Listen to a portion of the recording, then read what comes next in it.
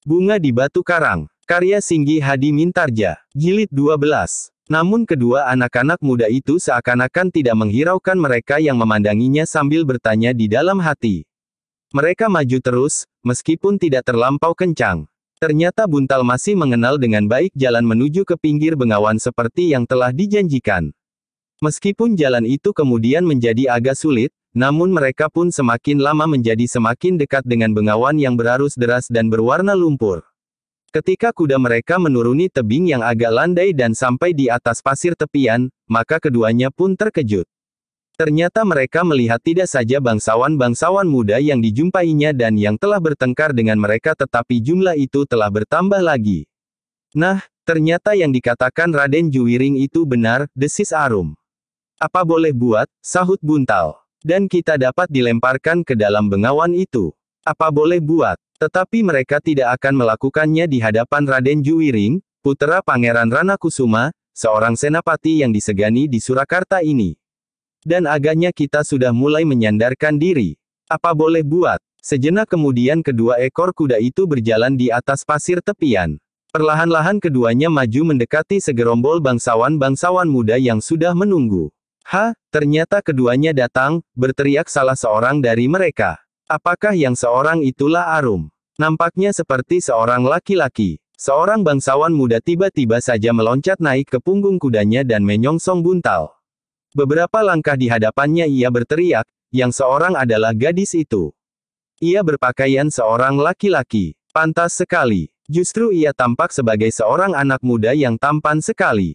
Aku justru jatuh cinta kepadanya. Kata-kata itu bagaikan bara yang menyentuh telinga Arum dan Buntal. Tetapi mereka berdua sama sekali tidak menyahut. Mereka masih tetap maju perlahan-lahan. Bangsawan yang seorang, yang menyongsongnya itu masih saja mengitari keduanya sambil berteriak, kita tidak dapat sekedar bermain-main. Agaknya anak ini yakin benar akan dirinya. Arum dan Buntal masih berdiam diri. Mereka mengerutkan kening ketika mereka melihat Raden Juwiring melangkah maju. Katanya kepada Buntal, nah, kemarilah. Kita akan membuat perjanjian. Perjanjian seorang laki-laki. Bangsawan muda yang berkuda di sebelah Arum itu berkata, tidak ada yang menyebut aku seorang perempuan.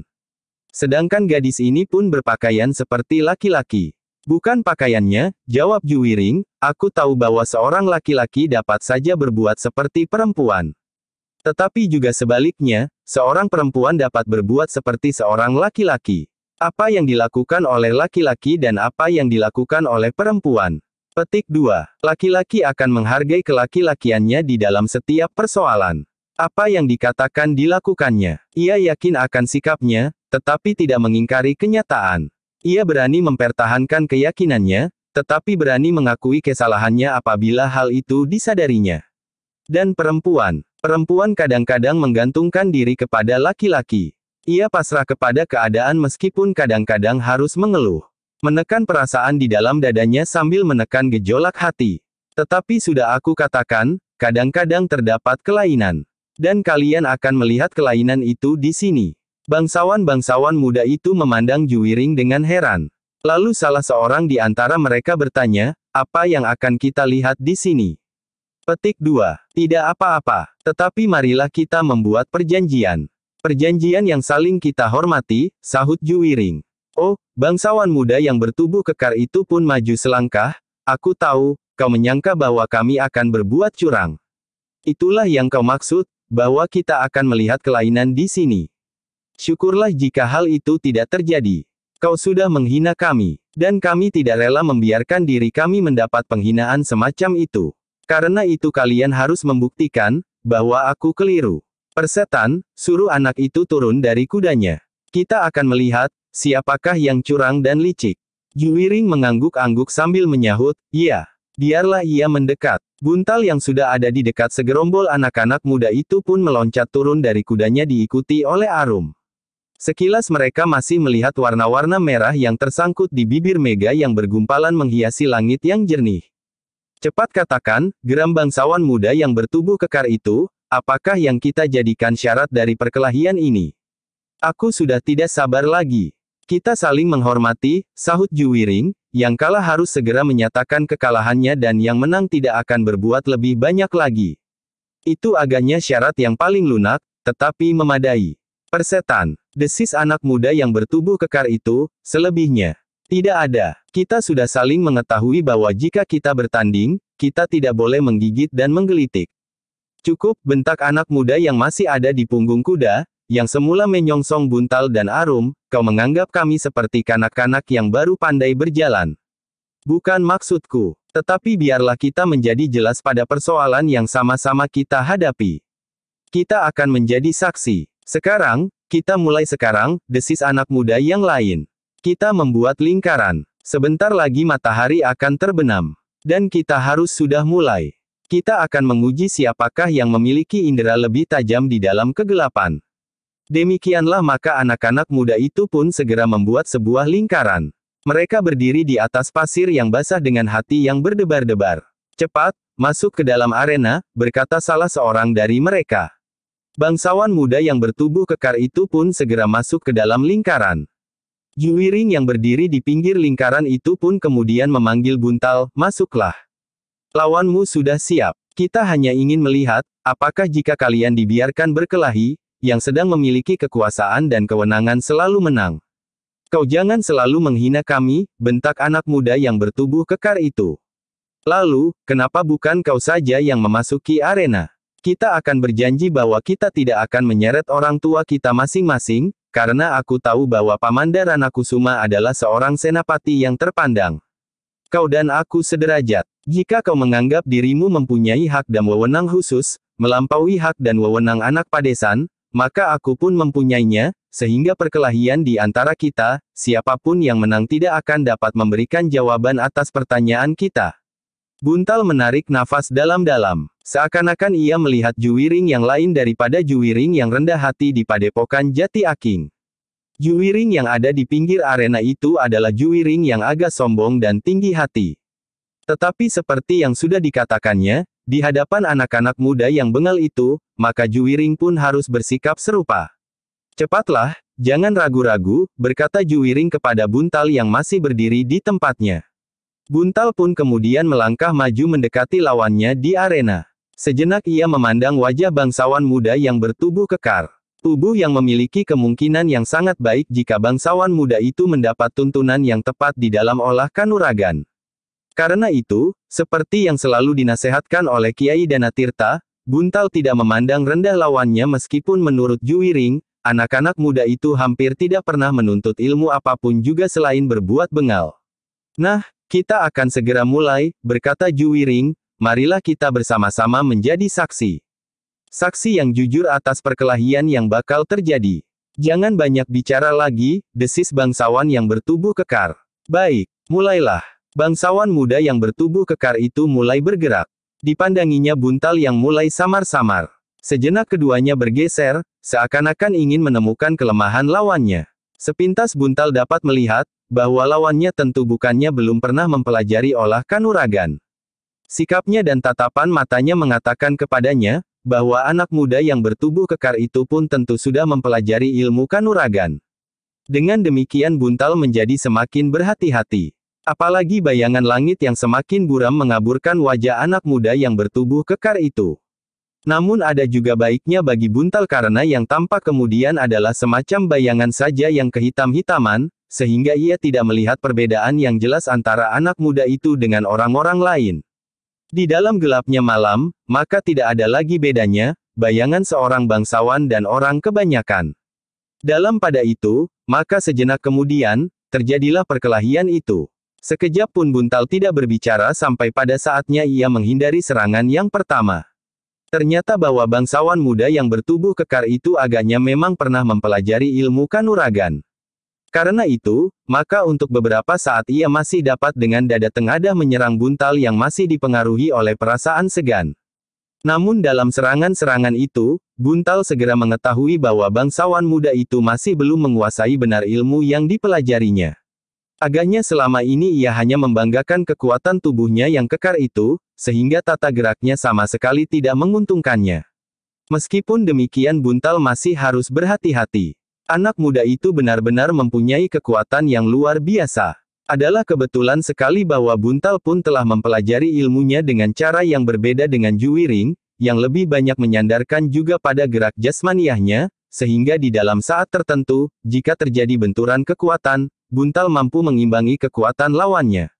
Bahkan kadang-kadang Buntal dengan sengaja tidak menghindari serangan anak muda yang bertubuh kekar itu, tetapi membenturnya dengan kekuatannya pula. Meskipun malam menjadi gelap, tetapi keduanya mampu meneruskan perkelahian itu dengan sengitnya. Mereka berganti-ganti menyerang dan bertahan. Silih ungkih, seolah-olah keduanya memiliki ilmu yang seimbang. Tetapi sebenarnya Buntal segera mampu menguasai lawannya apabila ia menghendakinya. Ia memiliki bekal jauh lebih banyak dari anak muda yang bertubuh kekar itu. Apalagi di dalam kelamnya malam ketajaman penglihatannya sangat membantunya. Namun demikian ada sesuatu yang menahannya untuk tidak segera memenangkan perkelahian itu. Ternyata ia mempunyai rasa hormat pula kepada para bangsawan. Buntal masih mengharap bahwa jika ia kemudian menang, maka kemenangannya itu tidak terlampau menyakitkan hati lawannya, yang kebetulan adalah seorang bangsawan. Tetapi agaknya berbeda dengan Arum. Ia dapat melihat kelebihan Buntal seperti juga Juwiring. Rasa-rasanya ia ingin mendorong anak muda itu agar segera menyelesaikan perkelahian, kemudian dengan demikian mereka akan meyakini kelebihan anak-anak padesan dari para bangsawan. Sementara itu, bangsawan-bangsawan muda yang menyaksikan perkelahian itu pun menjadi berdebar-debar. Bagi mereka perkelahian itu adalah perkelahian yang dahsyat sekali, karena mereka melihat keduanya saling mendesak dan kadang-kadang keduanya terdorong surut oleh benturan yang keras. Namun sebenarnya lah bahwa anak muda itu menjadi heran. Kenapa bangsawan muda yang kekar itu tidak segera menguasai lawannya yang sekedar anak padesan? Mereka ingin segera melihat anak jati aking itu menyerah, dan kemudian beramai-ramai mereka akan dapat menghinakannya. Apalagi beserta anak muda itu, datang juga Arum meskipun ia mempergunakan pakaian seorang laki-laki. Dalam pada itu, selagi kedua anak-anak muda itu masih saja berkelahi, ternyata ada juga seorang bangsawan muda yang tidak dapat menahan hatinya melihat Arum justru dalam pakaian seorang laki-laki. Di dalam gelap, Arum sama sekali tidak menghiraukan lagi orang-orang yang berdiri di seputar arena. Perhatiannya sepenuhnya terpusat kepada perkelahian itu, sehingga karena itu, maka ia berdiri saja tanpa prasangka terhadap bangsawan-bangsawan muda itu. Dan itulah kesalahannya. Setiap kali ia justru mendesak seseorang yang berdiri di sebelahnya, sehingga anak muda itu telah kehilangan kemampuannya untuk mengendalikan dirinya. Hampir di luar sadarnya, bangsawan muda itu menyentuh tubuh Arum. Dan adalah di luar dugaan Arum, bahwa sentuhan-sentuhan di lengan dan punggungnya itu adalah suatu kesengajaan. Ia menyangka bahwa mereka saling mendesak karena perhatian mereka terhadap perkelahian itu. Tetapi tangan itu ternyata semakin jauh merayapi tubuh Arum, sehingga perlahan-lahan Arum mulai memperhatikan tangan itu meskipun ia masih tetap berdiam diri saja. Akhirnya sampai saatnya, Arumlah yang tidak dapat menahan dirinya. Ketika tangan itu masih saja menjalari tubuhnya, tiba-tiba saja tangan itu telah terpilin keras-keras. Bahkan kemudian tangan itu seakan-akan terangkat di atas bahu Arum yang merendah. Sebuah tarikan yang menghentak telah melemparkan anak muda itu lewat di atas pundak Arum dan terbanting jatuh di atas pasir. Hal itu benar-benar telah mengejutkan. Bangsawan muda yang terbanting jatuh itu terkejut bukan kepalang. Ia menyadari dirinya setelah ia berbaring di atas pasir yang basah. Beberapa orang justru berdiri bingung dan demikian juga Juwiring. Bukan saja mereka yang berdiri di seputar arena, bahkan mereka yang sedang berkelahi itu pun terkejut pula sehingga perkelahian itu terhenti karenanya. Bangsawan muda yang terbanting itu terlatih-tatih berdiri sambil menyeringai. Tangannya rasa-rasanya akan patah dan punggungnya bagaikan retak. Meskipun demikian ia masih mencoba untuk mempertahankan harga dirinya dipaksanya tangannya yang sakit itu untuk bertolak pinggang sambil menggeram. Perempuan gila, ia mengumpat, jika kau seorang laki-laki, maka aku patahkan tanganmu. Cobalah, jawab Arum, kitalah sekarang yang berkelahi di arena. Juwiring menjadi cemas, sehingga ia pun mendekatinya. Tetapi agaknya kemarahan Arum sudah sampai ke puncaknya sehingga tanpa menghiraukan apapun lagi ia melangkah maju sambil berkata, marilah kita bertindak adil. Persoalan ini adalah persoalanku dengan anak muda yang lancang itu. Sebenarnya kamilah yang harus menyelesaikannya bukan orang lain. Bukan Kakang Buntal dan bukan anak muda yang lain. Tetapi kami yang memang mempunyai persoalan. Kemudian aku telah terpaksa membuka persoalan yang lain. Anak muda ini pun agaknya anak muda yang lancang. Setelah perkelahian yang pertama, aku akan melawan orang kedua ini. Bangsawan-bangsawan muda yang berdiri melingkar itu terkejut bukan kepalang. Ternyata gadis ini benar-benar memiliki sesuatu yang dapat dipercaya. Karena itulah maka mereka pun menjadi termangu-mangu untuk beberapa saat. Dalam pada itu maka Juwiring pun kemudian mendekatinya. Dengan hati-hati ia berkata, "Sabarlah Arum. Akulah yang dihinakannya. Dan akulah yang paling berhak membersihkan namaku." Juwiring menarik nafas dalam-dalam. Ia sudah mengenal sifat Arum. Namun demikian ia tidak dapat membiarkan Arum terseret oleh perasaannya. Karena itu maka katanya kemudian, "Di dalam persoalan ini, kita mempunyai cara tersendiri, Arum. Dan kita sedang mencoba menempuh jalan yang paling baik bagi kita. Tetapi tidak paling baik bagiku. Mungkin Kakang Buntal dapat memenangkan perkelahian itu, karena seharusnya ia sudah sejak perkelahian itu dimulai, dapat menjatuhkan lawannya. Tetapi agaknya ia merasa segan melakukannya. Tetapi kemenangan Kakang Buntal adalah penyelesaian sementara bagiku. Karena apabila aku sedang berjalan sendiri dimanapun, mungkin akan mereka jumpai, maka akan timbul persoalan serupa jika aku sendiri tidak mencoba menyelesaikannya." Dada Juwiring menjadi semakin berdebar-debar. Tetapi ia harus mencegahnya. Jika Arum tidak dapat mengendalikan diri, maka tingkah lakunya akan dapat menyinggung perasaan anak-anak muda itu sehingga persoalannya akan berkembang semakin luas. Namun dalam pada itu, sebelum Juwiring sempat berkata sesuatu lagi, mereka terkejut oleh suara bernada tinggi dari kegelapan, sehingga serentak mereka berpaling. Yang tampak hanyalah sebuah bayangan kehitam-hitaman yang berjalan mendekati arena itu. "Alangkah bodohnya bangsawan muda di Surakarta ini," berkata bayangan itu. Sejenak mereka termangu-mangu. Namun kemudian Juwiring berdesis, "Pamanda Hargasemi." Dan hampir berbareng anak-anak muda yang lain pun berdesis, "Pamanda Pangeran Hargasemi." Bayangan itu pun menjadi semakin dekat. Dalam keremangan malam tampaklah seorang pangeran yang masih muda berdiri sambil bertolak pinggang. Terdengar ia tertawa pendek. Lalu katanya pula, "Kalian tidak melihat kenyataan yang terjadi di hadapan kalian." Bangsawan muda itu pun segera mengerumuninya. Bagi bangsawan muda yang berada di pinggir bengawan itu, Pangeran Hargasemi telah memberikan sesuatu yang rasa-rasanya menyenangkan. Mereka tidak tahu apa yang akan dilakukannya. Namun karena sehari-hari Pangeran Hargasemi merupakan kawan bermain yang baik, maka mereka pun menyambutnya dengan gembira. Berbeda dengan mereka adalah Juwiring. Meskipun Juwiring tidak terlampau banyak mengenal pangeran yang masih muda itu, namun sedikit banyak ia pernah mendengar bahwa Pangeran Hargasemi adalah kawan yang baik bagi anak muda yang bengal itu dan terlebih-lebih lagi pangeran muda itu adalah sahabat yang sangat dekat dengan Kumpeni. Tetapi yang terlebih mendebarkan jantung, Pangeran Hargasemi memiliki ilmu olah kanuragan yang tinggi. Sejenak Pangeran Hargasemi memandang Juwiring. Lalu katanya, "Juwiring sekarang menjadi semakin tampan setelah ia berada di padepokan Jati Aking. Melihat anak-anak padesan itu berkelahi maka kita pun seharusnya dapat mengambil kesimpulan, bahwa Juwiring tentu memiliki ilmu kanuragan padesan yang kasar itu." Juwiring tidak menyahut, meskipun dengan susah payah ia menahan hatinya.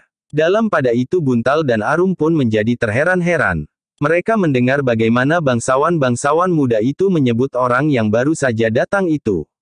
Karena itu, mereka masih juga menyadari bahwa mereka tidak dapat berbuat tanpa pertimbangan lebih jauh terhadap seorang pangeran meskipun masih cukup muda. "Kalian ternyata terlampau dungu," berkata Pangeran Hargasemi itu, "sudah lama aku melihat perkelahian di arena. Aku melihat juga bagaimana gadis itu membanting lawannya dalam sekejap." Pangeran muda itu berhenti sejenak, lalu, "Seharusnya kalian menyadari bahwa kalian bukanlah lawan mereka. Anak muda yang berkelahi di arena itu sebenarnya sama sekali tidak berimbang. Anak Jati Aking itu masih menaruh hormat kepada lawannya karena lawannya adalah seorang bangsawan seperti yang dikatakan oleh gadis itu. Dan tidak ada seorang pun di antara kalian yang dapat mengalahkan gadis itu. Nah, siapa yang tidak percaya dapat mencobanya?" Tidak seorang pun yang menyahut, sedang Juwiring, Buntal dan Arum masih saja berdiri termangu-mangu. Pangeran Hargasemi mengangguk-anggukkan kepalanya. Katanya, "Bagus. Kalian harus menyadari bahwa gadis itu memang memiliki kelebihan. Karena itu, kalian tidak usah mencoba menyentuhnya jika tangan kalian tidak ingin dipatahkannya." Tiba-tiba saja Pangeran Hargasemi itu tertawa. Suara tertawanya terdengar aneh dan tanpa disadarinya bulu-bulu kulit Arum pun terasa meremang. Ah, sudah barang tentu, gadis seperti Arum itu dapat mengadakan sayembara tanding. Siapa yang dapat mengalahkan saudara-saudara seperguruannya termasuk Juwiring, ia akan dapat memilikinya. Atau barangkali sayembaranya akan berbunyi, siapa yang dapat mengalahkan dirinya. Gila, Arum menggeram. Juwiring berpaling. Ia mencoba memberi isyarat agar Arum mencoba menahan diri. Tetapi di dalam kegelapan isyarat itu tidak tertangkap oleh Arum. Pangeran Harga Semi masih tertawa. Katanya, gadis itu memang agak liar. Tetapi menyenangkan. Hei, siapa yang jatuh cinta kepadanya? Bangsawan-bangsawan muda itu saling berpandangan sejenak. Namun suasananya tiba-tiba telah berubah dengan kehadiran Pangeran Harga Semi. Bahkan ketika Pangeran Harga Semi tertawa lebih keras lagi, beberapa orang yang lain telah tertawa pula. Ayo, siapa yang akan memasuki sayembara tanding? Tidak ada. Jika tidak ada, akulah yang akan memasuki sayembara tanding itu. Dan aku akan memilih lawan yang paling tangguh. Juwiring. Tentu Juwiring lah yang paling sempurna di antara murid-murid guru olah kanuragan Padesan terpencil itu. Jika aku kalah, aku menyerah meskipun aku akan dilemparkan ke dalam bengawan. Tetapi jika aku menang, aku akan mendapatkan Arum. Nah, jika aku mendapatkannya, kalian, anak-anak muda yang telah bersusah payah berkerumun di sini tidak usah cemas. Pangeran muda itu tertawa, dan bangsawan muda yang lain pun tertawa riuh.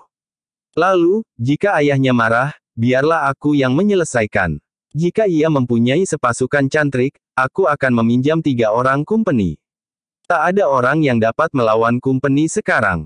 Betapa tinggi ilmunya, jika tubuhnya tersentuh peluru, maka ia pun akan mati. Cukup, teriak Arum yang tubuhnya menjadi gemetar, aku akan berkelahi sampai mati. Tetapi Pangeran Harga Semi tertawa, jangan mati. Aku dapat mengalahkanmu tanpa membunuhmu. Kemarahan Arum tiba-tiba telah membakar ubun-ubunnya. Tetapi dengan demikian mulutnya justru seakan-akan tersumbat karenanya. Dalam pada itu, tanpa disadari, berbareng Juwiring dan Buntal melangkah mendekati Arum. Memang tidak ada cara lain daripada mempertahankan kehormatan itu dengan apa saja yang dimilikinya. Termasuk nyawanya. Tetapi Pangeran Harga Semi tidak menghiraukannya. Katanya, kalian akan menjadi saksi. Dan untuk itu kalian akan mendapat upah daripadaku nanti. Nanti atau besok atau lusa. Suara tertawa pun meledaklah di pinggir bengawan itu. Wajah Arum rasa-rasanya seperti tersentuh bara. Oleh kemarahan yang memuncak, maka tubuhnya menjadi gemetar. Nah, baiklah kalian bertiga berkelahi bersama-sama. Aku tidak berkeberatan, ia berhenti sejenak, lalu, jika terjadi sesuatu atas kalian, terutama atas Juwiring, maka bukan maksudku menyeret kemarahan Kangmas Ranakusuma. Aku tahu bahwa Juwiring menyandarkan diri kepada Kangmas Pangeran, karena Kangmas Pangeran adalah seorang senapati yang berpengaruh. Tetapi pengaruhnya tidak akan dapat menyentuh aku, karena seperti Kangmas Pangeran, aku pun mempunyai sahabat perwira-perwira kumpeni. Pamanda, berkata Juwiring yang sudah tidak dapat menahan hati lagi, aku mohon maaf, bahwa jika aku menentang kehendak Pamanda, bukan berarti aku menentang kehendak orang tua. Tua dalam pengertian darah, karena agaknya umur Pamanda tidak jauh di atas umurku. Tetapi aku terpaksa mencegah Pamanda bertindak sewenang-wenang. Pangeran Harga Semi tertawa. Katanya, kau memang belum mengenal aku. Aku memiliki kemampuan berkelahi melawan kau bertiga. Bahkan lipat 2 sekalipun. Karena itu jangan berusaha mencegah aku. Pamanda, apakah demikian contoh yang Pamanda berikan kepada kami, anak-anak muda ini? Pangeran yang masih muda itu tertawa terbahak-bahak. Suaranya menggelepar di sepanjang tepi bengawan. Katanya di sela derai tertawanya, jangan berbicara tentang anak-anak muda, tentang contoh yang baik dan yang buruk. Sekarang marilah kita berbicara dengan jujur. Aku ingin gadis itu. Itu adalah pengakuan yang jujur. Dan anak-anak muda memang harus jujur. Itukah kejujuran yang Pamanda ajarkan kepada kami? Juga seandainya kami ingin mengambil Kangjeng Kiai Pleret sekalipun. Karena kami ingin jujur, maka kami harus datang menghadap Kangjeng Susuhunan dan mohon untuk mengambil tombak itu. Jangan banyak bicara lagi. Kau tidak dapat melawan aku dipandang dari segala segi. Derajatku lebih tinggi, karena aku pangeran. Umurku lebih tua meskipun sedikit, dan ilmuku lebih mantap dari ilmumu. Nah, kau mau apa? Kau tidak dapat berbuat apa-apa. Aku adalah seorang pangeran. Darah Juwiring tiba-tiba telah mendidih. Meskipun ia menyadari bahwa Pangeran Hargasemi adalah seorang anak muda yang memiliki ilmu yang hampir sempurna, namun ia tidak mempunyai jalan lain.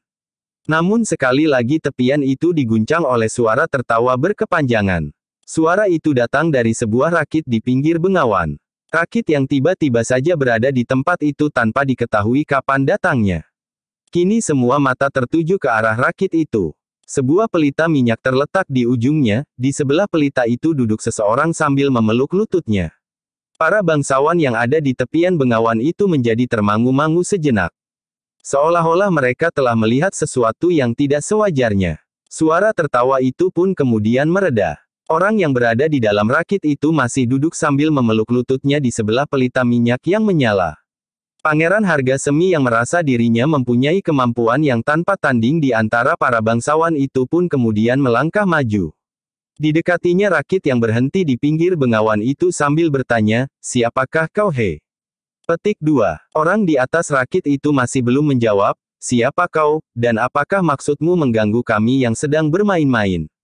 "Maaf pangeran," jawab orang itu, "bukan maksud kami mengganggu pangeran yang sedang bermain bersama para bangsawan muda dari Surakarta ini. Tetapi aku sangat tertarik kepada permainan yang Tuan lakukan. Apakah yang telah menarik perhatianmu?" "Permainan itu sendiri. Agaknya pangeran sedang bermain kekuasaan. Di sini ada dua orang anak-anak dari Padesan. Seorang laki-laki dan seorang perempuan, di antara sekian banyak bangsawan muda, bahkan ada seorang pangeran yang masih muda pula, tetapi hanya seorang sajalah yang berpihak kepada kedua anak Padesan itu. Itulah yang menarik. Menurut pendapatku permainan itu kurang adil. Bagaimana jika jumlah para bangsawan yang ada itu dibagi? Kemudian beradu binten, atau bantingan di atas pasir. Siapa kau, he? Apa kepentinganmu dengan permainan kami ini?" "Tidak apa-apa, tetapi sama sekali tidak adil. Kau salah. Kami tidak bersama-sama bermain melawan kedua anak-anak Padesan itu. Justru aku mempersilahkan mereka untuk melawan aku bertiga." "Nah, kau dengar. Oh, begitu. Sayang sekali. Seharusnya pangeran tidak usah menakut-nakuti mereka dengan kedudukan pangeran. Mungkin salah seorang dari mereka akan dapat mengalahkan pangeran. Tetapi sudah barang tentu mereka akan segan melakukannya, karena mereka takut akan akibatnya. Apalagi Pangeran Hargasemi adalah seorang pangeran yang bersedia duduk di bawah atas kaki orang-orang asing itu, sehingga dengan demikian pangeran akan segera mendapat bantuan mereka apabila diperlukan. Bahkan menghadapi Pangeran Ranakusuma sekalipun, meskipun Pangeran Ranakusuma juga seorang pangeran yang bersedia bekerja bersama dengan Kumpeni. Maksudku, Pangeran Ranakusuma, bukan Raden Juwiring." Pangeran Hargasemi benar-benar menjadi bingung menghadapi persoalan itu. Seakan-akan orang yang duduk di atas rakit itu telah mengenal mereka seorang demi seorang. Karena itu, maka hatinya menjadi semakin terbakar. Katanya, "Jangan banyak bicara. Jika kau ingin ikut serta dalam permainan ini, cepat, turun dari rakitmu." Orang itu pun tiba-tiba berdiri. Sekali loncat ia sudah berada di atas pasir. Dikibaskannya kainnya yang semula diselubungkannya di atas punggungnya. Namun orang itu masih saja mengenakan tudung kepala bambunya yang dianyam runcing. "Gila, kau akan melawan seorang pangeran. Meskipun kau mempunyai nyawa rangkap 7, tetapi kau akan menyesal," geram Pangeran Hargasemi. "Jangankan seorang pangeran, seorang raja pun wajib dilawan jika ia berbuat salah dan apalagi sewenang-wenang. Persetan, aku akan membunuhmu dan melemparkan mayatmu ke dalam bengawan. Aku hidup di bengawan, dan mencari penghidupan di bengawan itu pula. Aku adalah tukang satang yang mendapat upah karena menyeberangkan orang lain yang ingin melintasi bengawan. Jika aku kemudian mati di bengawan itu pula, artinya aku sudah bersatu dengan bengawan itu." "Persetan," bentak Pangeran Hargasemi, "bersiaplah." "Baik pangeran, aku sudah siap." Pangeran Hargasemi yang marah sama sekali tidak dapat mengendalikan dirinya lagi. Sebagai seorang anak muda yang berilmu, maka ia pun tidak ragu-ragu lagi menghadapi lawannya, seorang tukang satang. Karena itu, maka ia pun segera meloncat menyerang tukang satang yang telah berani mengganggunya itu. Namun Pangeran Hargasemi itu terkejut bukan buatan. Serangan yang dilambari dengan kemarahan yang meluap itu sama sekali tidak berhasil menyentuh lawannya. Bahkan hampir tanpa diketahuinya, lawannya telah beringsut di sisinya sambil berkata, ilmu pangeran memang dahsyat sekali. Pantas pangeran berani menantang anak-anak itu untuk melawan bertiga. Tutup mulutmu, Pangeran Harga Semi berteriak. Tetapi orang itu justru tertawa sambil berkata, jangan marah. Aku berkata sebenarnya, kau memang memiliki kemampuan yang luar biasa dibanding dengan usia pangeran yang muda itu. Pangeran Harga Semi tidak menjawab, tetapi ia menyerang semakin dahsyat. Namun serangannya itu bagaikan sia-sia saja. Malam yang gelap itu seakan-akan menjadi semakin gelap, sehingga kadang-kadang ia telah kehilangan lawannya. Dan tiba-tiba saja lawannya itu telah berada di belakangnya atau di sampingnya sambil tertawa pendek. Sikap itu benar menyakitkan hatinya. Kemarahan yang melonjak-lonjak di dadanya membuat Pangeran Harga Semi semakin kehilangan pengendalian diri. Namun demikian, ia sama sekali tidak berdaya menghadapi lawannya. Seorang tukang satang. Para bangsawan yang memperhatikan perkelahian itu menjadi termangu-mangu. Mereka pun menyadari bahwa Pangeran Harga Semi tidak mampu mengimbangi lawannya. Sekali-sekali mereka terpaksa menahan nafas jika mereka melihat Pangeran Harga Semi kehilangan lawannya. Namun dengan sangat terperanjat meloncat memutar tubuhnya ketika ia sadar bahwa lawannya sudah berada di belakangnya.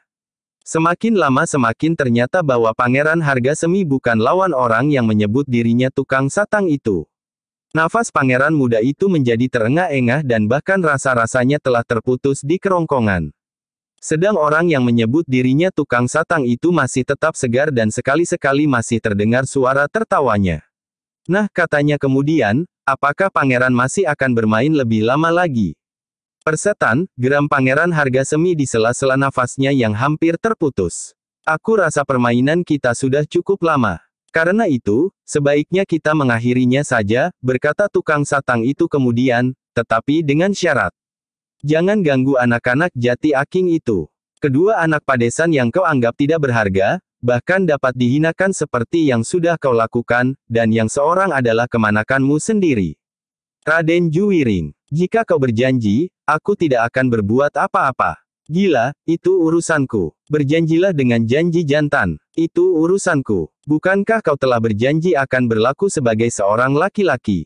Seorang laki-laki akan mengakui kenyataan yang dihadapinya. Jika ia kalah, ia akan mengaku kalah. Bukan aku yang berjanji. Baik, geram tukang satang, jika demikian, kau akan aku singkirkan dari tepian ini. Aku akan mengikatmu di atas rakit dan menghanyutkannya. Aku tidak tahu, apakah kau akan terbawa oleh arus bengawan itu sampai ke laut. Gila, berjanjilah. Aku tidak peduli. Dan sebelum mulutnya terkatup rapat, maka tiba-tiba saja rasa-rasanya tangannya akan patah terpilin. Sambil menyeringai Pangeran Harga Semi mencoba untuk melepaskan diri. Namun rasa-rasanya himpitan tangan itu justru menjadi semakin kuat, bagaikan akan meremukkan tulang. Pangeran, berjanjilah bahwa pangeran tidak akan mengganggu anak-anak jati aking itu. Siapa kau? Siapa kau hei? Bertanya Pangeran Harga Semi. Siapapun aku, tetapi berjanjilah. Katakan, siapa kau? Suaranya terputus oleh himpitan rasa sakit. Sudah aku katakan, siapa aku tidak penting. Yang penting harus berjanji. Pangeran Harga Semi tidak dapat menahan rasa sakit di tangannya. Karena itu, maka betapapun beratnya ia akhirnya berkata, karena kegilaanmu saja maka aku terpaksa memenuhinya. Terima kasih. Apapun alasannya, aku percaya bahwa kata-kata yang pangeran ucapkan ini adalah kata-kata seorang laki-laki. Terlebih-lebih lagi kata-kata seorang kesatria. Perlahan-lahan tangan yang terpilin itu pun dilepaskannya. Dan sambil menyeringai Pangeran Harga Semi memijit tangannya yang kesakitan itu. Namun tiba-tiba ia berkata, hei tukang satang. Apakah kau sangka bahwa kau dapat melawan kami semuanya? Tukang satang itu terkejut. Dengan heran ia bertanya, apakah maksud pangeran? Aku dapat memerintahkan kemanakanku untuk mengepung dan menangkapmu. Itu tidak mungkin. Itu tidak jantan. Aku tidak peduli. Tetapi kau harus ditangkap karena kau berani melawan seorang pangeran yang berkuasa di Surakarta ini. Tukang satang itu termangu-mangu sejenak. Lalu, jadi, maksud pangeran akan ingkar janji. Jika perlu, untuk menegakkan kedamaian di Surakarta. Sejenak tukang satang itu berdiam diri. Namun kemudian, suatu masa yang suram benar-benar telah melanda Surakarta. Seorang bangsawan tertinggi di Surakarta sudah tidak memenuhi janjinya. Ini adalah pertanda yang buruk bagi kerajaan yang sudah rapuh ini. Sebentar lagi pasar akan kehilangan gemanya, dan telaga akan kehilangan mata airnya. Surakarta akan menjadi suatu kerajaan yang miskin. Bukan miskin harta benda karena justru akan datang berlimpah, tetapi miskin harga diri, terutama harga diri sebagai suatu bangsa. Kata-kata itu terasa menyentuh hati para bangsawan itu. Sejenak mereka termangu-mangu. Namun yang sejenak itu telah membuat setiap dada rasa-rasanya menggelepar. Tetapi ternyata bahwa Pangeran Hargasemi sama sekali tidak mau mendengar kata-kata di sudut hatinya yang paling dalam. Bahkan ia berteriak, "Aku akan menyeretmu menghadap Kumpeni yang akan menyuapimu dengan peluru. Meskipun kau mempunyai aji tameng wajah sekalipun, kau tidak akan dapat menghindarkan diri dari maut." Tetapi tukang satang itu menggeleng. Katanya, "Tidak. Peluru bagiku tidak lebih berbahaya dari sebilah keris yang baik. Ujung peluru tidak akan mampu melubangi tudung kepalaku yang terbuat dari bambu ini. Tetapi keris yang baik, atau tombak kiai baru misalnya, akan dapat menyobek kulitku." Pangeran Hargasemi termangu-mangu sejenak. Dan tukang satang itu berkata lagi, "Pangeran, aku menjadi heran. Pangeran adalah seorang yang berilmu. Seharusnya Pangeran mengetahui bahwa kita tidak perlu merasa diri kita kecil menghadapi peluru. Seharusnya Pangeran mengetahui bahwa kita dapat melindungi diri kita terhadap keganasan peluru itu." Sejenak Pangeran Hargasemi terdiam. Sekilas terbayang kekuatan-kekuatan gaib yang pernah dimiliki oleh para bangsawan di Surakarta. Para prajurit dan penghuni-penghuni padepokan yang tersebar. Meskipun mereka tidak kebal sekalipun, namun mereka mempunyai kemampuan untuk melawan peluru. Kecepatan tangan mereka melontarkan pisau-pisau kecil dan ketepatan bidik mereka, sama sekali tidak kalah dari ketangkasan peluru Kumpeni. Tetapi ketika ia menyadari bahwa ia berdiri di antara para bangsawan muda, dan ketika ia menyadari kekalahannya melawan tukang satang itu, kemarahannya telah membakar jantungnya kembali. Dan sekali lagi ia berteriak, "Tangkap tukang satang itu!" Para bangsawan muda itu menjadi ragu-ragu. Mereka menyadari bahwa tukang satang itu memiliki ilmu yang luar biasa, sehingga untuk menangkapnya bukanlah suatu pekerjaan yang mudah. Namun terdengar sekali lagi perintah Pangeran Hargasemi, "Tangkap orang itu. Aku akan melumpuhkannya, sementara kalian mengepung agar ia tidak dapat lari. Kalian dapat menyerang dari segala arah, dan kemudian menangkap dan menyeretnya, agar tidak menjadi kebiasaan tukang satang untuk menentang para bangsawan." Sekilas tampak tukang satang itu berdiri seakan-akan membeku. Namun kemudian ia berkata, "Jangan memaksa aku melakukan perlawanan. Kalian harus menyadari, bahwa kalian adalah anak-anak ingusan yang merasa dirinya mampu melangkahi Gunung Kelut. Jika aku terpaksa berkelahi melawan kalian, maka anak-anak Jati Aking itu tentu akan berpihak kepadaku. Kami berempat akan membuat kalian tidak dapat bangkit lagi sampai matahari terbit besok dan membiarkan kalian terbaring di tepian ini. Kalian akan digantung karena perbuatan itu," desis seorang bangsawan yang bertubuh kecil. "Kalian tidak akan dapat menemukan aku. Kami akan menangkap semua tukang satang di Surakarta." Tukang satang itu tertawa. Katanya, "Kalian tentu tidak akan dapat menemukan aku. Mungkin rakitku. Tetapi sesudah ini untuk beberapa lamanya aku tidak akan turun ke Bengawan. Aku akan menghindari penangkapan yang memang mungkin saja kalian lakukan." "Gila, kau mengorbankan kawan-kawanmu untuk keselamatanmu." "Bukan maksudku. Tetapi jika demikian, kalianlah yang bertindak sewenang-wenang."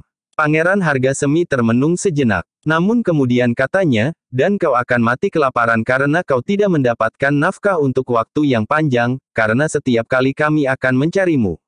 Ada beberapa alasan. Pangeran tidak mengenal aku dengan baik. Ada berpuluh-puluh orang tukang satang yang berpakaian seperti aku. Kemudian, aku tidak akan kelaparan meskipun aku tidak turun ke Bengawan untuk waktu yang lama, karena aku juga seorang petani yang dapat hidup dari hasil sawahku. Apakah dengan demikian Pangeran juga akan menangkap semua petani di Surakarta? Atau barangkali di daerah yang lebih sempit, aku adalah petani dari Sukawati?" Pengakuan itu bagaikan guru yang meledak di atas tepian. Anak-anak dari Jati Aking itu terkejut bukan buatan. Mereka sudah pernah mengenal petani dari Sukawati.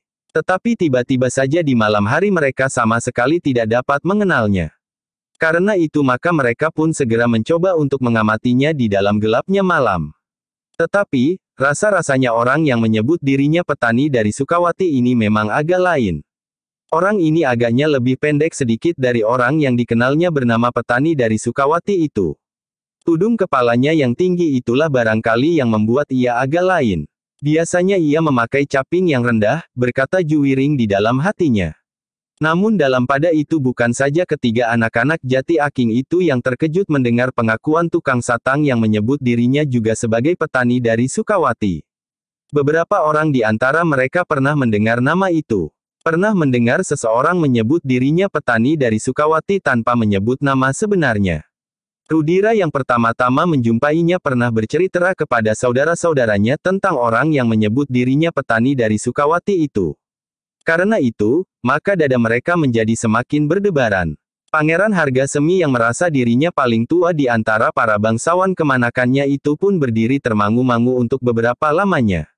Nah Pangeran, berkata petani dari Sukawati, Pangeran dapat menangkap semua petani dari Sukawati.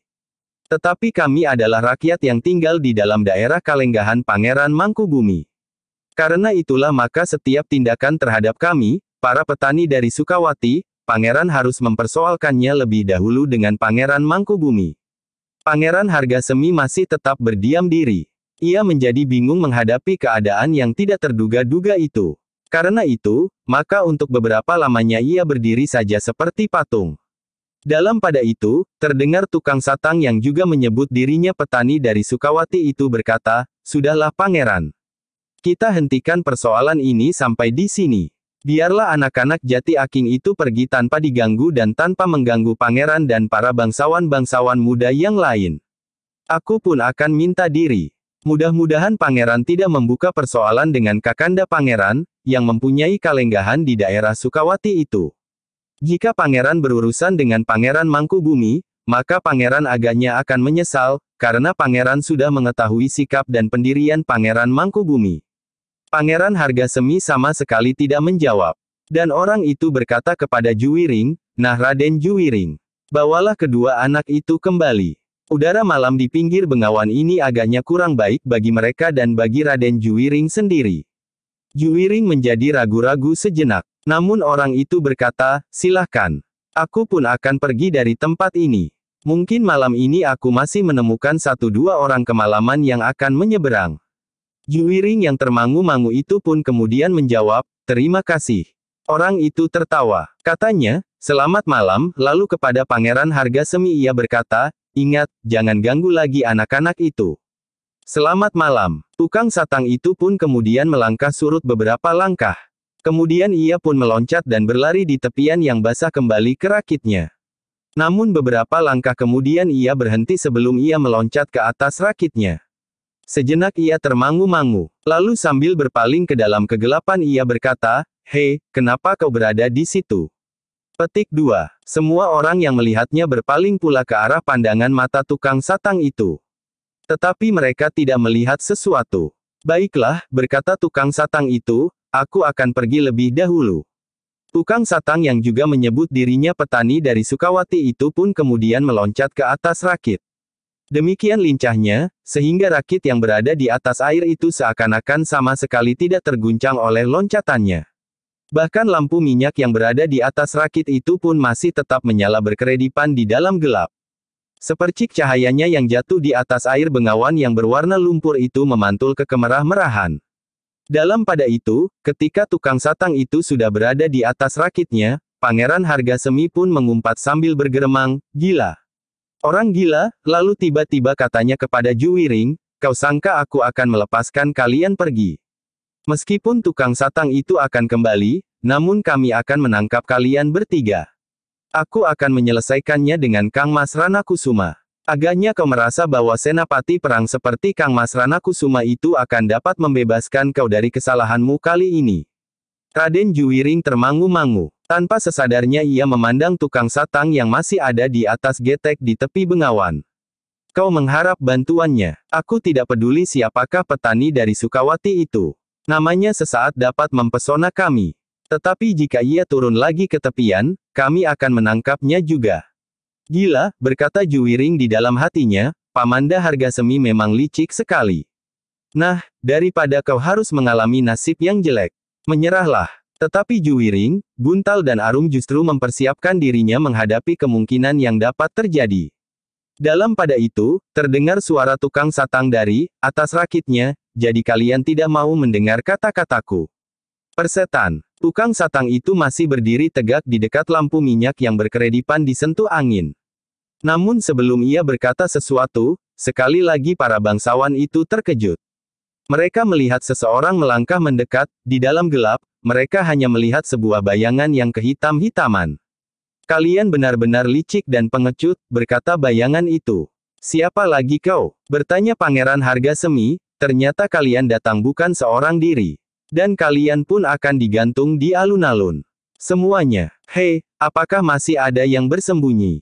Tidak Pamanda, tidak ada yang bersembunyi. Oh, siapa kau? Petik 2. Bayangan itu mendekat. Beberapa langkah di hadapan Pangeran Harga Semi ia berhenti dan berkata, apakah Pamanda tidak mengenal aku lagi?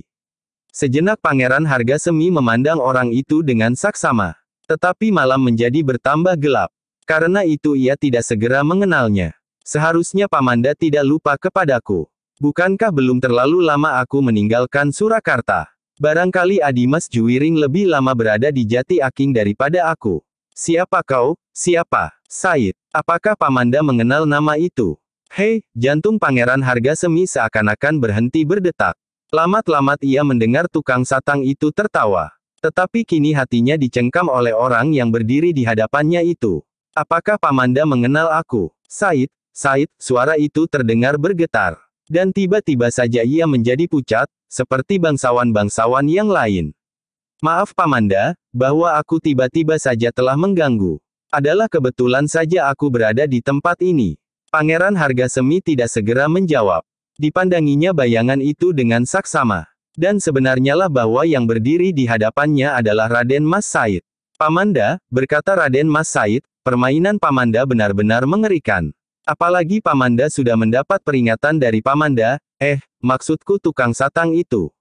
Kau kenal tukang satang itu? Bertanya Pangeran Harga Semi. Tidak Pamanda, tetapi siapapun orang itu, namun ia bersikap jantan. Dan Pamanda harus menghargainya. Tetapi apa sangkut pautmu dengan permainanku ini? Permainan yang menyangkut nama baik kita semua. Sikap Pamanda tidak mencerminkan sikap seorang bangsawan yang baik. Karena itu, seharusnya Pamanda tidak melakukannya. Pangeran Harga Semi menggeram. Katanya, Said, kau ternyata telah berkhianat terhadap Surakarta. Jika kehadiranmu di sini diketahui oleh Kumpeni, maka kau akan ditembak mati tanpa ampun. Jika mereka dapat melakukan, tentu sudah mereka lakukan. Kau licik sekali. Tetapi bukankah kau sudah berjanji kepada Kang Mas Pangeran Mangkubumi untuk tidak membuat kerusuhan lagi? Petik 2. Iya, aku sudah menyatakan kepada Pamanda Pangeran Mangkubumi. Pamanda Pangeran Mangkubumi adalah orang yang sempurna bagiku. Ia seorang yang menjunjung tinggi peri kemanusiaan. Dari sudut itulah terutama pandangan Pangeran Mangkubumi, kenapa ia menghentikan pemberontakanku. Pangeran Mangkubumi melihat korban semakin berjatuhan di kedua belah pihak, sedang tujuanku rasa-rasanya masih sangat jauh. Tetapi sudah barang tentu bukan maksud Pamanda Mangkubumi menentang cita-citaku. Dan itu aku pahami, karena sebenarnya Pangeran Mangkubumi juga mempunyai pendirian yang sama. Tetapi karena kematangannya berpikir, maka perhitungannya jauh lebih cermat daripadaku. Dan itu aku akui, Raden Mas Said berhenti sejenak, lalu, tetapi jika aku berjanji kepada Pamanda Pangeran untuk menghentikan gerakanku untuk sementara, bukan berarti aku harus membiarkan Pamanda Pangeran Harga Semi untuk berbuat sewenang-wenang, karena aku tahu, bahwa Pamanda Pangeran Mangkubumi pun membenci tingkah laku yang demikian. Bohong. Jika Kang Mas Pangeran Mangkubumi melihat kau ada di sini, maka kau akan ditangkapnya. Kau tidak akan dapat menghindari tangannya yang bagaikan memiliki kemampuan 1000 pasang tangan. Dan Pamanda memiliki aji pameling dan penggendam. Jika Pamanda menghendaki, Pamanda dapat menangkap aku sekarang. Tetapi tidak. Dan aku yakin, Pamanda Pangeran Mangkubumi mengetahui, bahwa aku ada di sini. Nah, sekarang sebaiknya Pamanda Pangeran Harga Semi membiarkan Adimas Juwiring dan kedua anak-anak muda Jati Aking itu meninggalkan arena permainan Pamanda yang memuakkan ini. Berbeda dengan Pamanda Pangeran Mangkubumi, aku adalah seorang yang kasar dan barangkali Pamanda Pangeran Harga Semi akan menyebutku liar. Tetapi tidak apa, Pamanda Pangeran Mangkubumi akan berbuat dengan bijaksana. Tetapi mungkin aku akan berbuat lain. Aku akan mematahkan lengan Pamanda Hargasemi dan barangkali melemparkan salah seorang dari Kang Mas atau Dimas yang ada di sini ke dalam bengawan. Ancaman itu benar-benar telah mendebarkan jantung. Pangeran Hargasemi yang merasa dirinya mumpuni itu pun tiba-tiba telah menjadi gemetar. Raden Mas Said memang dapat berbuat apa saja seperti yang dikatakan. Apalagi apabila di dalam gelapnya malam, di balik pepohonan di pinggir bengawan itu bersembunyi orang-orangnya.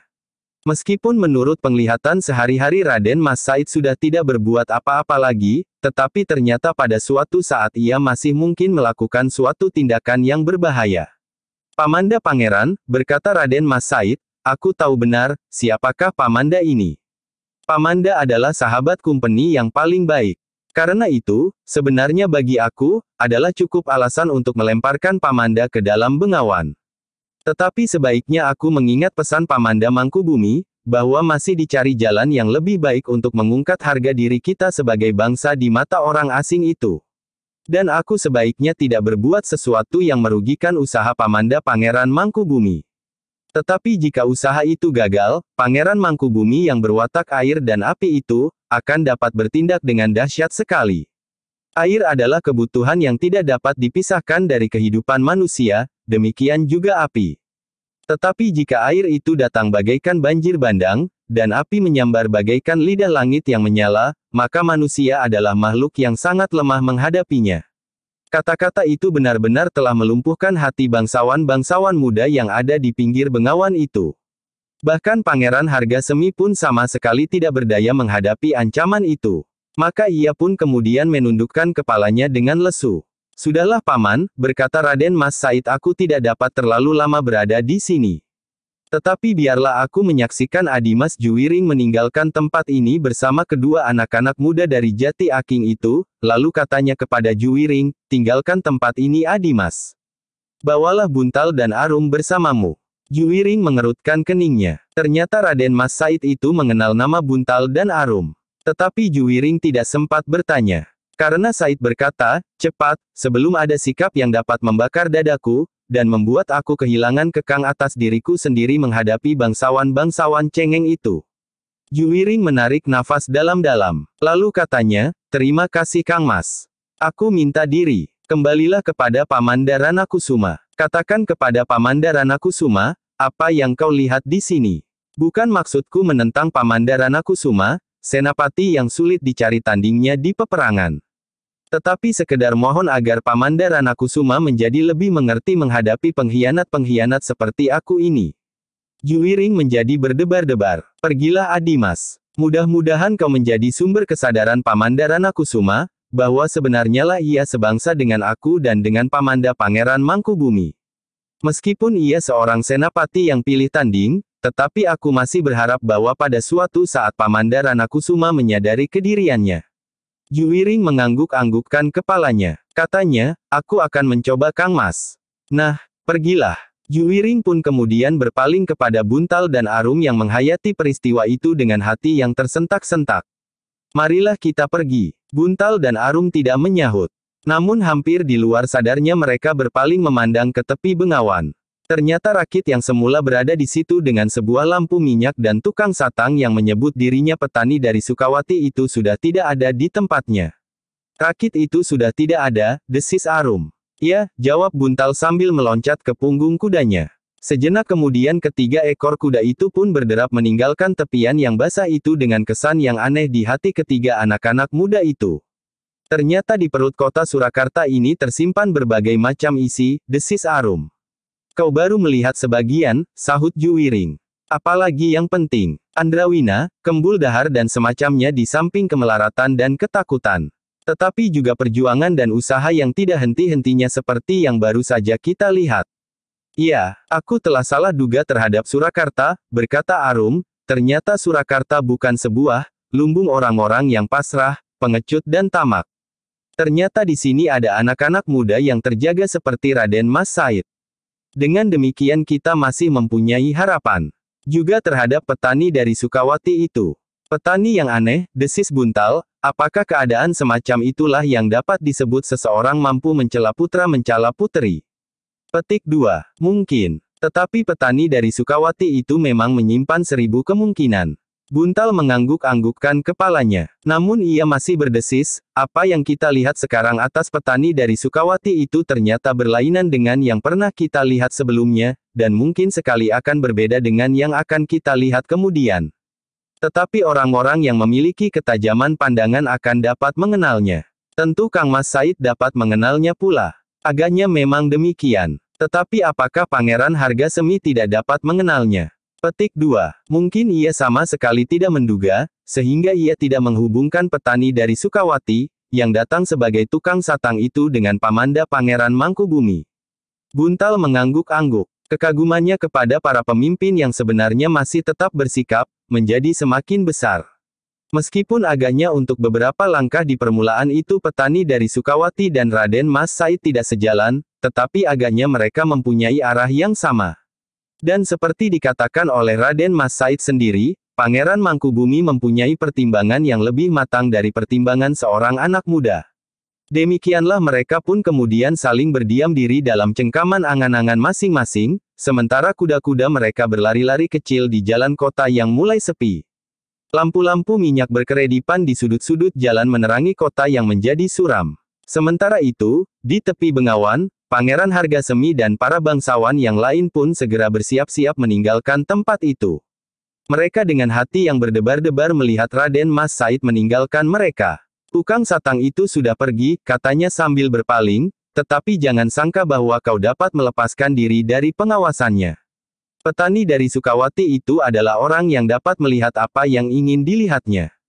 Ia tidak terkekang oleh batas dan tempat. Dada Pangeran Harga Semi dan kemanakan-kemanakannya menjadi semakin berdebaran. Tetapi mereka sama sekali tidak menyahut. Baru ketika Raden Mas Said hilang dari tatapan mata mereka, maka Pangeran Harga Semi pun segera pergi ke kudanya yang diikat agak jauh dari tempat itu. Para bangsawan yang lain pun setelah mengambil kuda masing-masing segera mengikutinya. Aku tidak tahu, siapakah yang curang, geram Pangeran Harga Semi untuk melontarkan kekecilan diri, Said atau Kang Mas Mangkubumi. Menurut keterangan Kang Mas Mangkubumi, Said dan pengikut-pengikutnya sudah tidak akan mengganggu Surakarta lagi. Salah seorang bangsawan muda yang mengikuti Pangeran Harga Semi itu berdesis, apakah petani dari Sukawati itu dapat diserahkan saja kepada pamanda Pangeran Mangkubumi? Petik 2. Bodoh kau, bentak Pangeran Harga Semi yang sedang kecewa itu, Kang Mas Pangeran tentu akan melindunginya seandainya ia tahu, siapakah orang yang menyebut dirinya tukang satang itu dan kemudian mengaku pula sebagai petani dari Sukawati. Dan hal yang serupa ini memang harus dilaporkan kepada Kumpeni. Agaknya Sukawati memiliki orang-orang yang sudah terlatih dengan baik untuk menghadapi keadaan yang semakin gawat. Dan agaknya Kang Mas Pangeran Mangkubumi tidak sekedar bermain-main. Bangsawan-bangsawan muda yang lain tidak menyahut. Ketika Pangeran Harga Semi kemudian meloncat ke punggung kuda, maka anak-anak muda itu pun segera berpacu meninggalkan tepi Bengawan yang menjadi senyap dan gelap. Ternyata apa yang telah terjadi itu telah menggoncangkan hati beberapa orang bangsawan muda di Surakarta. Meskipun tanggapan mereka berbeda-beda, yang kemudian menjadi persoalan di dalam hati mereka, justru bukannya Arum dan Buntal yang dengan sengaja telah mereka lupakan. Yang kemudian selalu terbayang adalah sikap beberapa orang bangsawan yang terpandang di Surakarta. Paman dan kemanakan-kemanakan mereka sendiri. Alangkah jauh bedanya, bagaikan siang dan malam, dan bagaikan langit dan bumi, jika mereka bertemu dengan saudara sepupu mereka yang bernama Raden Mas Said dan juga Juwiring yang sudah beberapa lama berada di Jati Aking, dibandingkan dengan diri mereka sendiri, atau pamanda para bangsawan-bangsawan muda itu yang lain. Mereka akan tergetar juga hatinya jika mereka menyebut nama Pangeran Mangkubumi, dan beberapa orang bangsawan yang dengan tegas menentang kekuasaan Kumpeni yang semakin bertambah-tambah. Beberapa di antara mereka menjadi terguncang. Mereka mulai berpikir dan menilai diri sendiri. Apakah yang selama itu sudah dilakukan? Dan dengan susah payah mereka mencoba membayangkan sikap Juwiring, meskipun ayahandanya, Pangeran Ranakusuma adalah seorang yang termasuk dekat dengan Kumpeni, apalagi ibu tirinya, Ibu Raden Rudira. Lebih tajam lagi adalah sikap Raden Mas Said, yang sudah dengan tanpa tedeng aling-aling membuka medan peperangan melawan Kumpeni. Dan lebih dari itu semuanya adalah sikap Pangeran Mangkubumi yang bagaikan air bengawan yang sangat dalam. Tegas, dan seakan-akan mengandung kekuatan tersembunyi yang sulit dijajagi, meskipun dilambari dengan kebijaksanaan yang matang.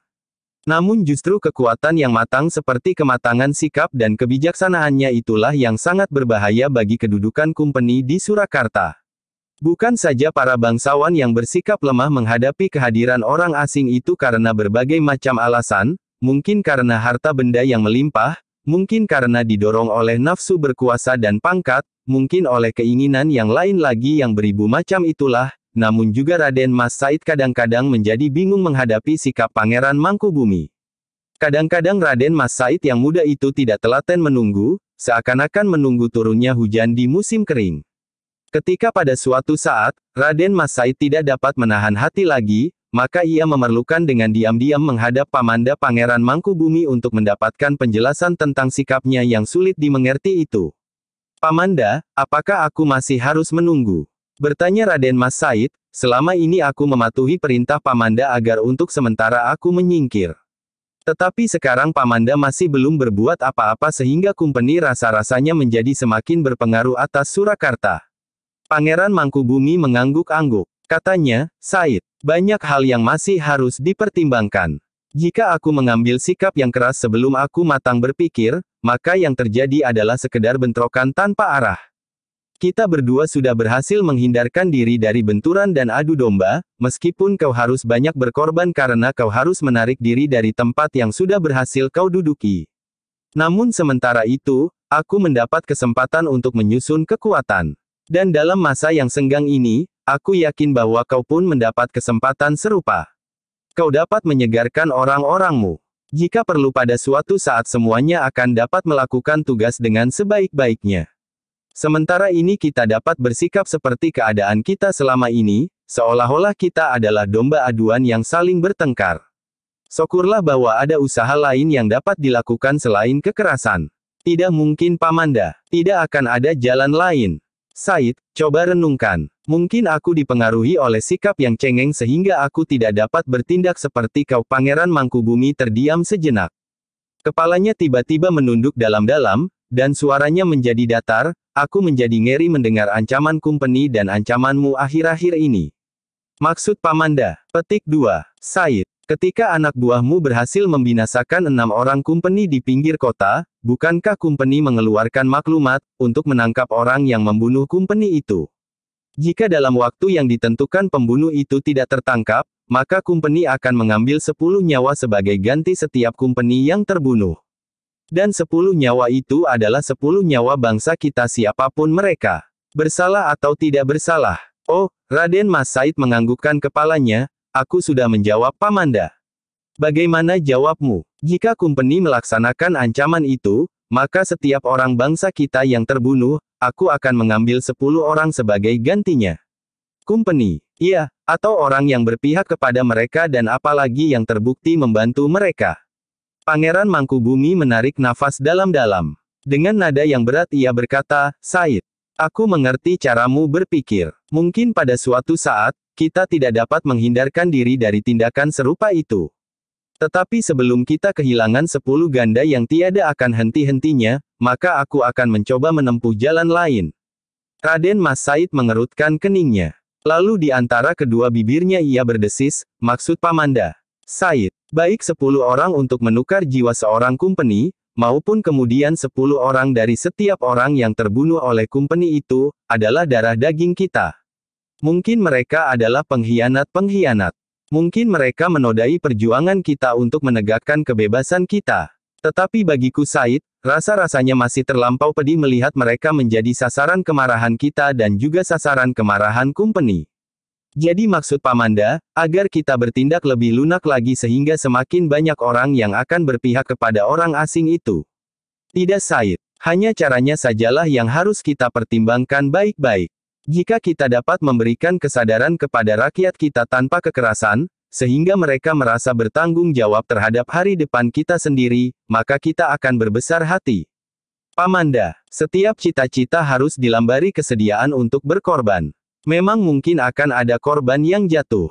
Jika kita hanya sekedar inginkan cita-cita tanpa berani mengatasi kesulitan, maka tidak ada yang akan dapat kita capai, karena setiap cita-cita tentu akan menelan beban ten. Dalam keadaan yang semakin gawat ini, tentu kita tidak dapat sekedar menunggu. Dan aku minta izin untuk memulai kembali perjuangan yang panjang ini Paman. Said, aku mengerti. Jiwamu yang muda dan bergolak bagaikan api di kawah Gunung Merapi itu merupakan penggerak yang utama bagi kita. Tetapi aku minta waktu sedikit lagi. Mudah-mudahan aku berhasil, atau jika tidak, maka persiapan kita pun akan menjadi semakin matang. Jika kemudian terpaksa harus jatuh korban, apa boleh buat? Raden Mas Said menarik nafas dalam-dalam. Ia sebenarnya tidak sabar lagi menunggu.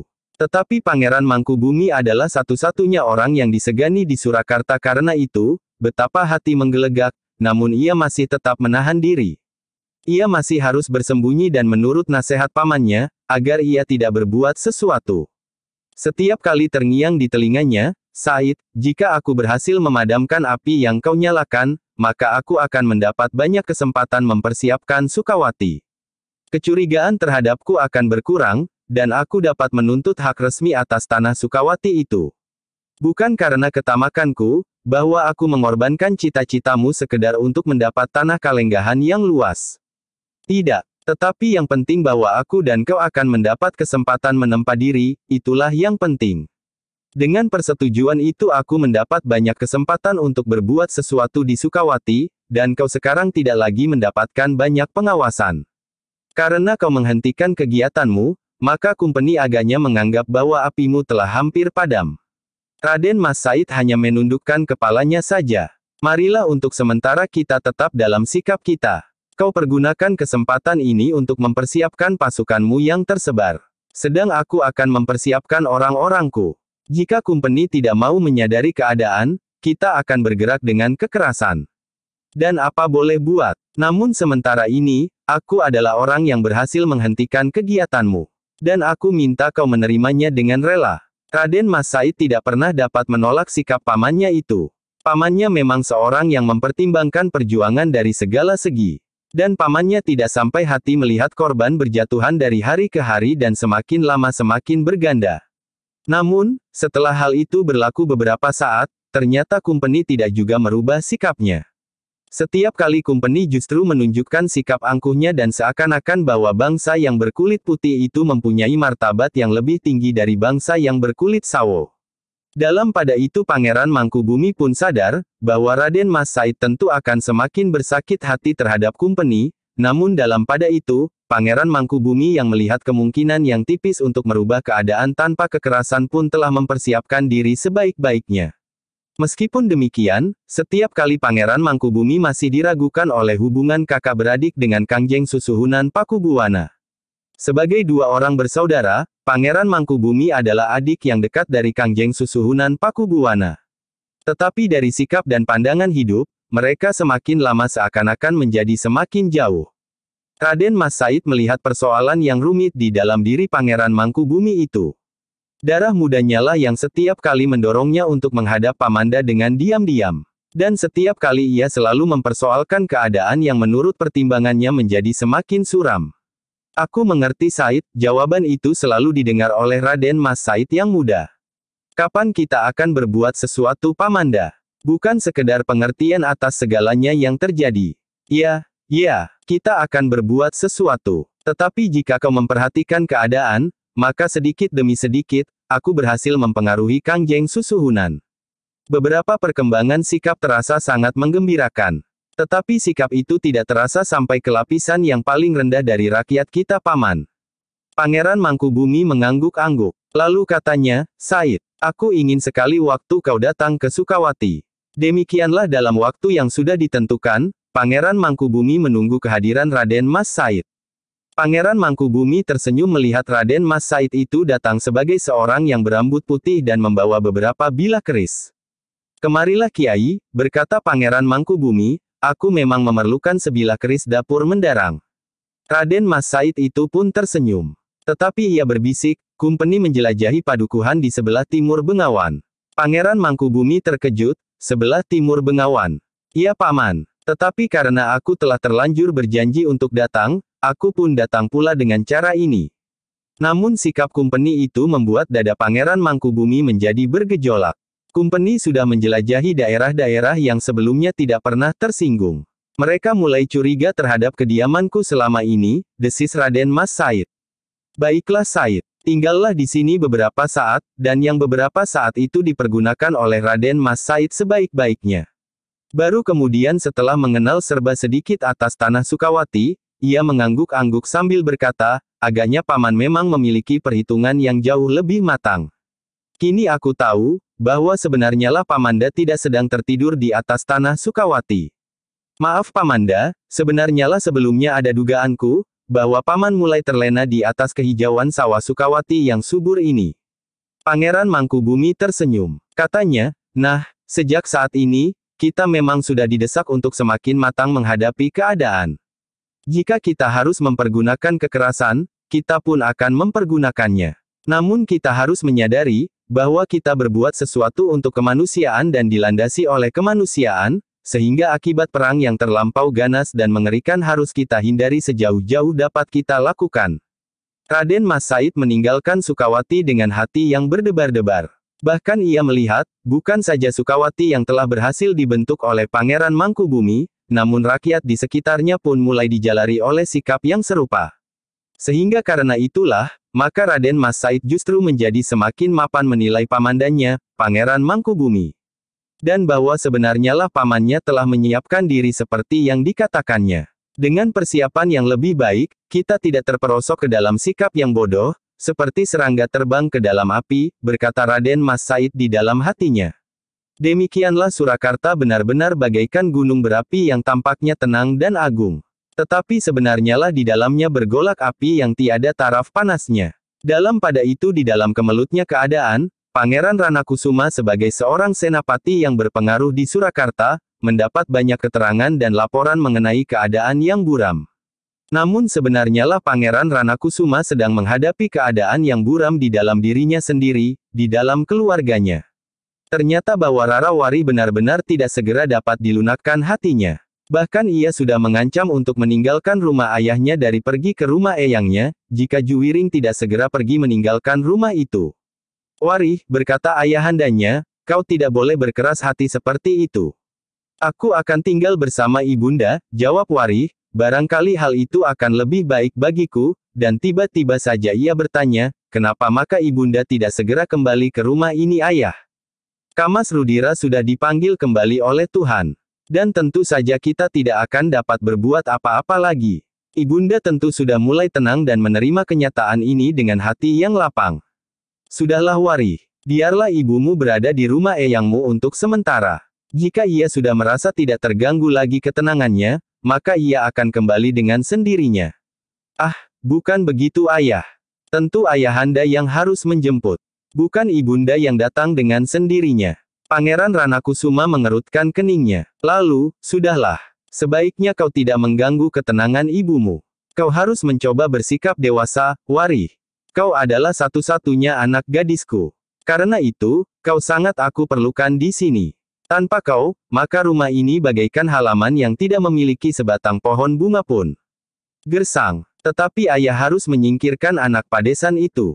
Ia kakakmu Warih. Tidak ada bedanya dengan Rudira. Jika kau mendekatkan hatimu, maka kau akan merasakan bahwa ia benar-benar kakakmu. Tidak, aku tidak dapat menerimanya. Ibunya tidak sederajat dengan ibuku. Pangeran Ranakusuma menarik nafas dalam-dalam. Ia tidak dapat mengatakan sesuatu yang menggelepar di dalam hatinya, bahwa derajat seseorang tidak menentukan kelurusan hatinya. Bahwa Raden Ayu Galiwarit yang lebih tinggi derajatnya dari Ibu Juwiring tidak menjamin bahwa hatinya lebih putih. Apakah anak itu harus mengetahui keadaan ibunya? Ia bertanya kepada diri sendiri, biarlah ia mengetahui dengan sendiri. Aku tidak sampai hati mengatakannya. Jika ia memaksa untuk pergi ke istana eyangnya, mungkin ada juga baiknya. Ternyata pikiran itu telah mengganggu perasaan Pangeran Ranakusuma. Bahkan ia telah dicengkam oleh keraguan-raguan yang dalam. Bagi Juwiring, sikap adiknya itu selalu menggelitiknya. Justru seakan-akan merupakan tantangan yang harus dijawabnya. Karena itu, ketika ayahnya sekali lagi bertanya kepadanya, maka Juwiring pun menjawab.